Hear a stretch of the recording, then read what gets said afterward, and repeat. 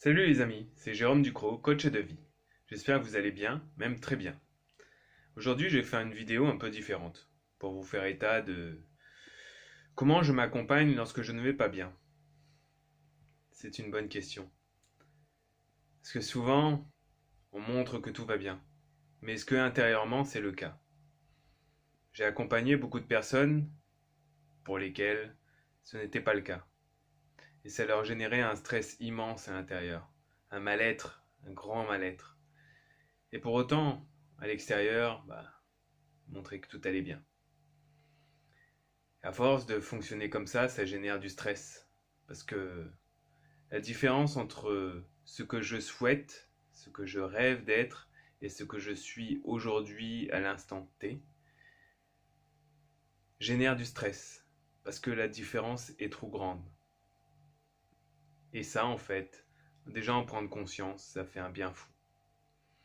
Donc maintenant, moi, comment je m'accompagne lorsque ça ne va pas? Bah déjà, j'accueille cette émotion, alors qu'avant je ne l'accueillais pas. J'étais dans non, c'est pas possible, ça doit aller bien, je vais remonter mon énergie. Je l'accueille parce qu'une émotion est faite pour se vivre. Et ça, je ne savais pas avant. Je cachais toutes mes émotions, je m'interdisais de vivre des émotions. Donc j'avançais. Je vivais ni la joie, ni la tristesse. Mais au fond de moi, je montrais que ça n'allait pas. En moi, je le sentais. Mais à l'extérieur, je montrais que tout allait bien. Et j'avais créé un équilibre comme cela. Bien à l'extérieur, mal à l'intérieur. À partir du moment où c'est plutôt bien dosé, ça fonctionne. Mais à la longue, c'est l'intérieur qui gagne. L'intérieur me rattrape. Et, et après, je le vis mal à l'extérieur. Et l'extérieur ne comprend pas, puisque quelque part, je dévoile, je libère mon intérieur. Je galérais de l'intérieur, je libère mon intérieur. Sauf que l'extérieur ne comprend plus. Et il y a un déséquilibre qui se crée. Donc voilà. Donc maintenant, j'accueille cette émotion. Des fois, elle est souvent violente. Des fois, je cherche à me réfugier. Et je m'observe le faire. Naturellement, j'ai toujours des réactions à me dire non, non, non.